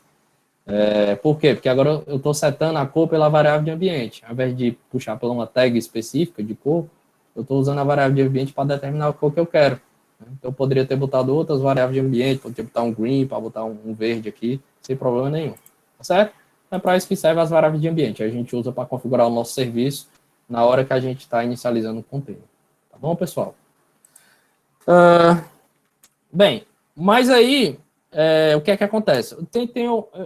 Eu estou rodando os meus containers em background. Eu não vou parar nenhum container agora, não. Mas eu estou rodando os meus containers em background. Acho que tem 2 containers aí rodando. Se eu quiser informações sobre eles, né? Informações como, por exemplo, qual é o IP desse container? Porque muitos desses containers, por mais que você acesse eles via terminal, você não consegue, eles não vêm com comando para você visualizar informações de rede, por exemplo, né? Ou você não tem como saber se ele está usando algum volume apontando para algum diretório externo que você usa para compartilhar dados entre vários containers, tá? Então, como é que eu faço para verificar informações de containers, tá? Então, vamos pegar primeiro um container aqui que a gente escreveu. Vamos pegar esse que a gente rodou agora, né? Que é o web app, né? Container web app. Para me visualizar informações de um container, eu uso o comando docker inspect, de inspecionar, né? E aí eu digito ou o nome do container, web app, ou uma parte do ID dele. Eu prefiro usar ID, tá? Então, um F8. E aí ele vai me mostrar informações usando JSON aqui, muitas informações desse container. Muitas, né? Eu vou tentar apontar aqui as principais para você, né? Primeiro, o estado dele está em execução, né? Ele está rodando atualmente. Que horas que ele iniciou, né? Que aplicação que ele está rodando, né? Esse app.py, acho que é uma aplicação Flask que tem rodando dentro dele. Vamos ver que tipo mais. As portas onde eu fiz port mapping, né? Porta 80 para 8080. Deixa eu tentar mostrar aqui mais informações. Vamos logo para a parte de rede. Bem, aí tem as configurações de rede dele, né? Network settings. Ele usa o modo bridge. Quando a gente for falar de redes, em Docker eu vou falar, diferenciar, né? Mas ele usa o modo bridge, um NAT, certo? O Docker ele tem uma funcionalizadozinha de criar uma rede local bem simples usando o NAT, né? E ele tem esse IP 172.17.03. Geralmente todos os containers que você criar nesse modo bridge, né? Eles vão ter esse prefixo aqui de IP 172.17.0 e aí vai variar só esse último octeto aqui, tá bom?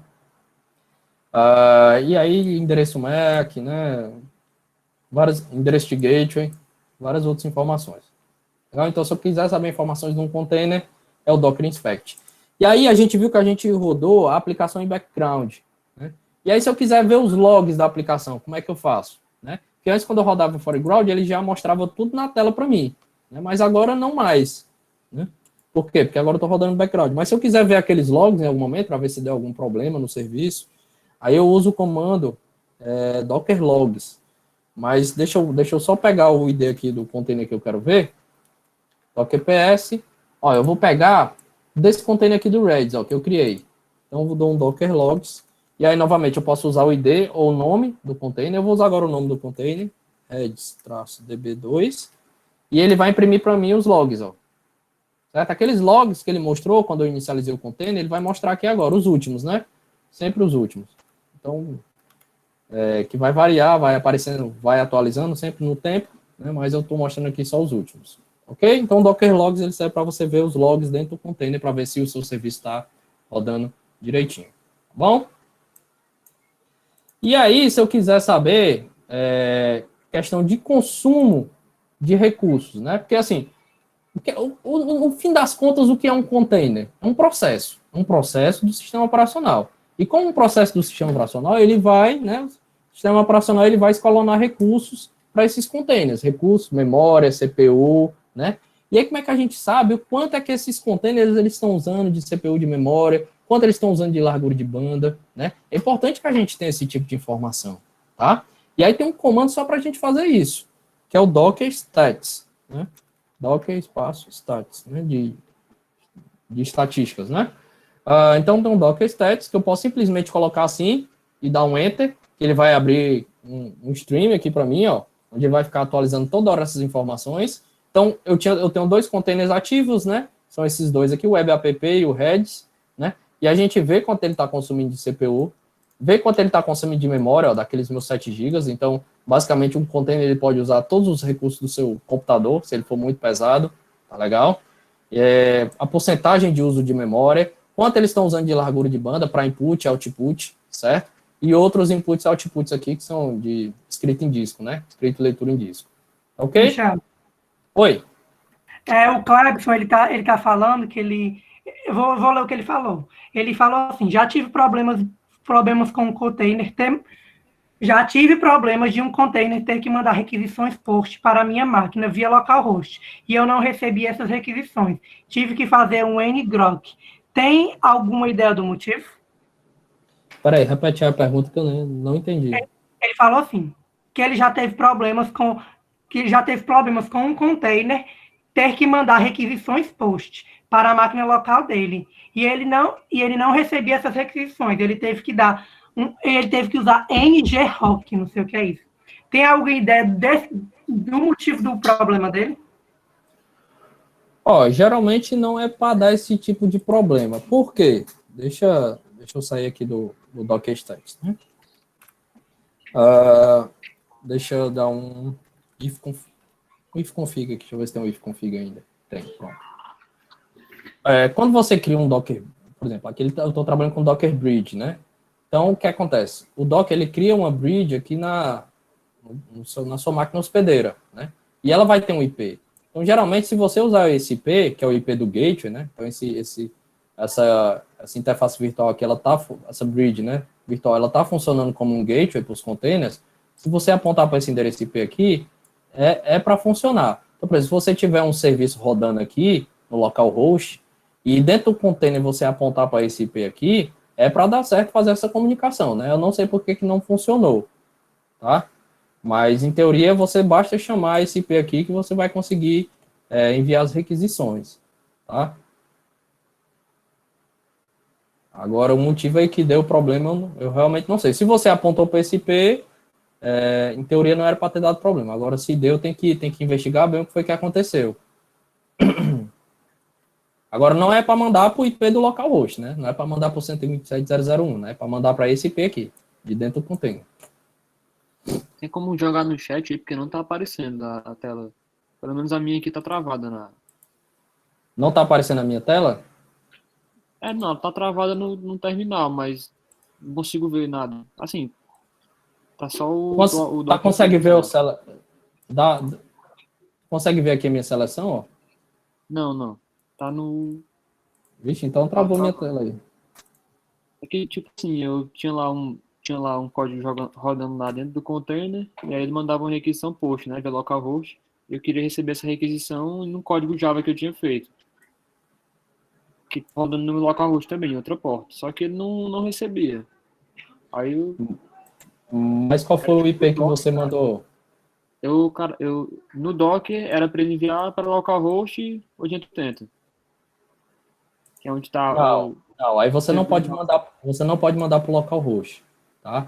Porque é como se eles tivessem, eles têm IPs diferentes, né? Cada container tem o seu IP e o seu localhost, ele tem um IP dentro da redezinha do Docker, que é exatamente esse aqui que eu estou mostrando. Por padrão, essa interface Docker 0, que tem o IP 172.17.0.1. Se você apontar para esse IP, aí você consegue acessar qualquer serviço dentro da sua máquina hospedeira. Tá? Que é como o container é como se fosse uma máquina isolada. Ele roda como um processo dentro da sua máquina hospedeira, mas ele é isolado. A rede dele é isolada da máquina hospedeira, né? Ele tem a sua própria rede lá, com suas próprias interfaces. Então, assim, você tem que apontar para o IP da máquina hospedeira, né? Que está vinculado ao Docker. Qual comando que tu deu aí para mostrar? Porque eu não estou vendo aqui, travou. Eu usei o ifconfig. É que o padrão é 172.17. Porque o Docker ele já cria essa rede bridge por padrão. Você pode criar outras, a gente vai ver quando a gente for falar de redes em Docker. Mas por padrão ele tem essa bridge que ele cria, e aí ele cria essa interface Docker 0, né? Que aí vai ter o IP do gateway, que é 172.17.0.1. Não tá aparecendo mesmo minha tela aí, pessoal? Se não tiver, eu vou tirar e botar de novo. Não, aqui tá normal. Só a telinha pequena que às vezes trava, mas, tipo, a seleção do terminal também tá ok. E os meninos aqui no chat também tá falando que no deles também tá ok. Ah, no meu voltou agora. Pronto, tô vendo. Viu, Michel? Oi. Quando terminar a aula, ele vai gerar o vídeo, a gente pode também compartilhar para as pessoas, né? Tá ok. Aí elas podem ver, né? Assim, esse trecho, por exemplo. Tranquilo. Mas já tá terminando aqui, viu, pessoal? Sei que vocês já estão com fome aí. A hora do café já foi. Mas teoricamente tá normal, porque o povo aqui tá falando que tá tudo normal e aqui na minha também tá normal. Por exemplo, eu vi a seleção que tu fez, só a tua tela, que às vezes dá uma travadinha, mas, tipo, aqui na apresentação não dá não, fica normal. Pode ser a internet, né, também. Uhum. Tem 40, tem 30, quase 40 pessoas, né? Talvez a internet não esteja tão legal, né? A rede. Não, mas beleza, vamos continuar aqui, porque senão a gente não termina. Aí já tá terminando. Ó, então a gente falou do inspect, do logs, né? Falou do Docker Stats, que mostra lá as informações, né, de uso dos recursos por parte dos containers, né, que estão ativos. E aí esses dois últimos comandos aqui é para remover um container e remover uma imagem. Vamos fazer isso agora, tá? O que é que acontece? Se você tentar remover uma imagem e tiver um container que foi instanciado a partir dessa imagem, você não vai conseguir removê-la, certo?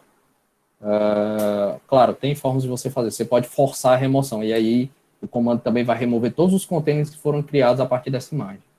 Mas o caminho correto para você fazer isso é primeiro remover os containers e, no final, remover as imagens. É a forma mais segura de se trabalhar. Porque aqui a gente está trabalhando com poucos containers e poucas imagens. Mas, quando vocês forem trabalhar assim, bem expansão, vocês vão ficar doido com a quantidade de imagens e containers que vocês vão ter que gerenciar, tá? Então, vamos fazer isso devagarzinho, né? Então, vamos novamente ver os containers aqui que estão rodando. Ó, eu tenho esses containers aqui. Na verdade, eu vou dar um Docker ps-a para ver todos que estão ativos e inativos. Eu tenho que excluir todos, né? Então, vamos lá. Eu tenho todos esses containers aqui que ou estão ativos ou estão inativos. E eu quero remover a imagem do Ubuntu e a imagem do Redis, certo? Então, para eu poder fazer isso, eu tenho que remover todos os containers, inclusive os que estão inativos, né? Para que eu possa remover essas imagens. Então, primeiro eu vou parar os containers que estão ativos, né? Que é o WebApp e o Redis DB2. Eu vou parar esses containers. E aí eu já mostrei para vocês o comando. Docker stop. E aí eu vou botar só os 3 primeiros caracteres de cada ID. Eu vou botar o nome, né? web-app e o heads-db2. E ele vai parar os dois já. Eu posso botar quantos containers eu quiser aí, tá? Vou parar esses dois de uma vez.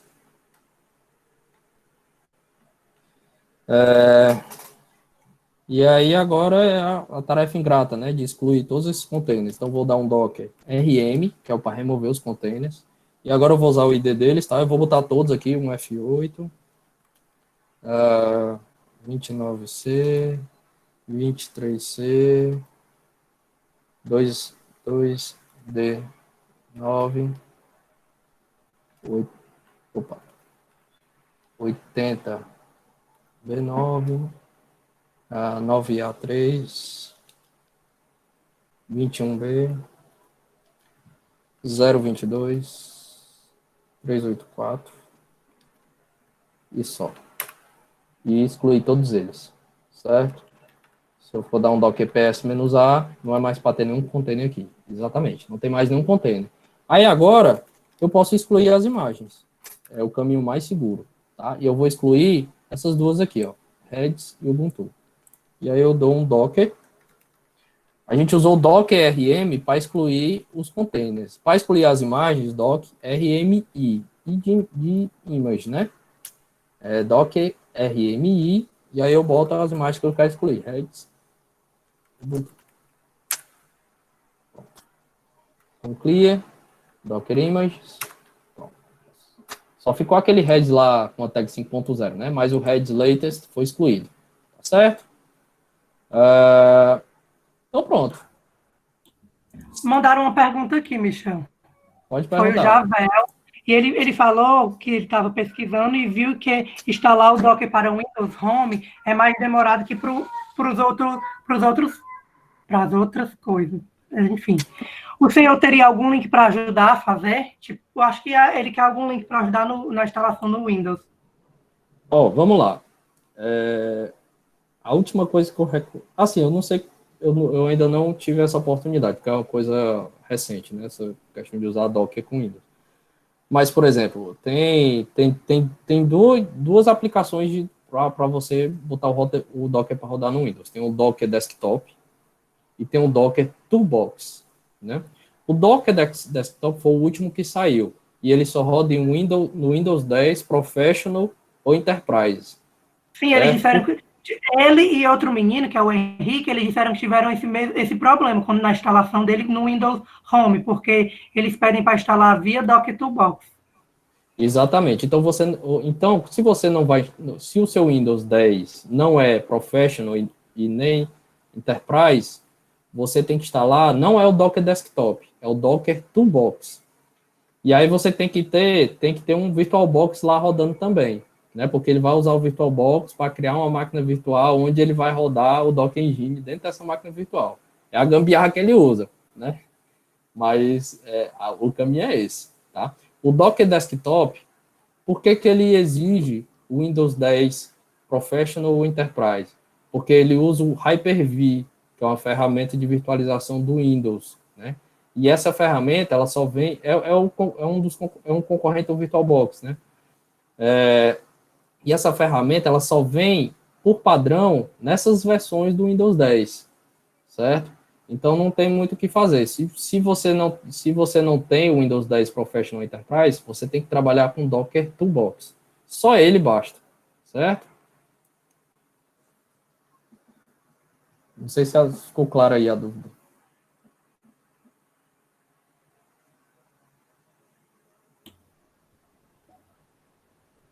Respondeu aí? Sim, respondeu. Ótimo. Pessoal, aí é o seguinte. Eu passei a gente terminou, tá? A aula de hoje, né? Acabou demorando um pouco mais do que eu esperado. Mas foi bom porque a gente conseguiu tirar um bocado de dúvida aí. Tem uma forma de vocês trabalharem um pouco esses comandos que a gente viu hoje, né? Ao invés de vocês começarem instalando o Docker na máquina de vocês podem começar fazendo esses laboratórios aqui da Code Cloud, certo? O que é que acontece? Deixa eu abrir esse link aqui para mostrar para vocês. Acho que ele não vai abrir aqui, não. Deixa eu abrir aqui em outra janela. Espera aí que tá travando tudo aqui.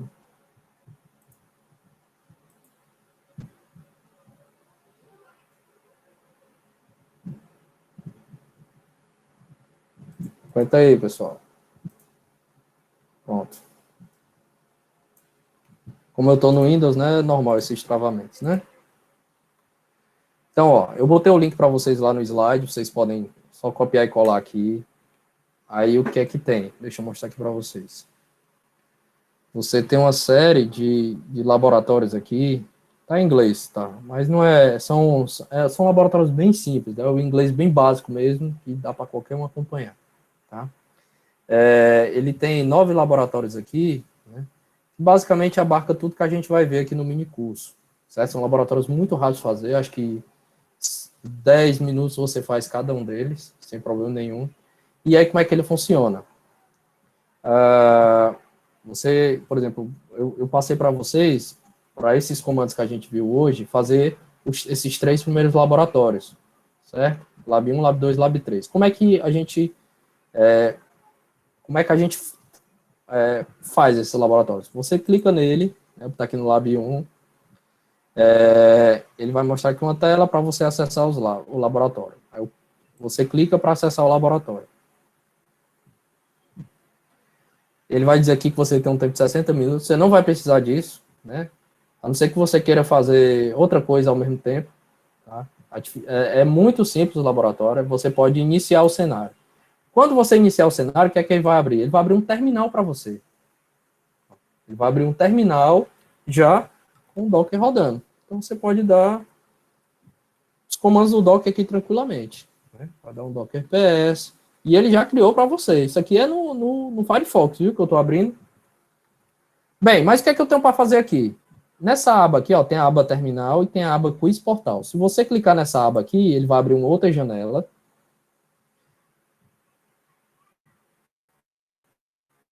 Certo? Ele vai abrir uma outra aba aqui para você, onde ele vai montar uns questionários, onde ele vai te dizer para fazer algumas coisas, certo? Então, por exemplo, e aí são questões múltipla escolha, né, geralmente. Então, ele pergunta aqui, ó, qual é a versão do Docker Engine rodando no host? Aí você tem que ir lá no terminal, dar um Docker version e descobrir qual é a versão. Ó, aqui a versão é 18.09.7. Aí você volta lá e clica na opção, né, correta. Aí ele diz se você acertou ou não. Aí ele pergunta depois, quantos containers estão executando nesse host, né? Aí você vai lá, Docker PS, e aí você pode ver que não tem nenhum container executando. Aí você vai lá e marca 0. Tá ok? Aí ele pergunta quantas imagens estão disponíveis, e aí eu acho que vocês já pegaram, né, o gancho aí do negócio. Se vocês tiverem alguma dúvida, vocês podem ir nessa parte hint aqui, que ele vai te dar a resposta. Mas não é bom fazer isso agora, tá? Porque é muito simples vocês trabalharem dessa forma. Então, vocês podem fazer isso, tem 1 hora para ficar acessando o laboratório, tranquilo, só trabalho bem inicial mesmo, mas vocês vão gostar porque ele é bem interativo. Tá certo? Certo. Beleza, pessoal? Aí qualquer dúvida, né? Se vocês tiverem alguma dúvida, né, eu vou disponibilizar aqui o meu e-mail para vocês, né? Vocês podem mandar e-mail aqui para michelusb@ufc.br. Tá aí nos slides que vocês baixaram, tá? E é isso. Hoje a gente termina a nossa primeira aula. Amanhã a gente continua, né? Com certeza ela vai ser bem mais rápida do que essa que foi hoje, né? Mas foi bom porque, como foi introdutória, né? A gente tirou mais do peso, né? Da parte da motivação, né? E apresentação da ferramenta. Tá certo? Amanhã a gente já começa no pega para capar mesmo, né? Criando imagens novas. Então é isso, pessoal. Espero que vocês tenham gostado. Um abraço aí para vocês, né? Quem tiver alguma dúvida, eu fico aqui para responder ainda, sem problema nenhum. E aí eu passo a palavra aí para o nosso mediador.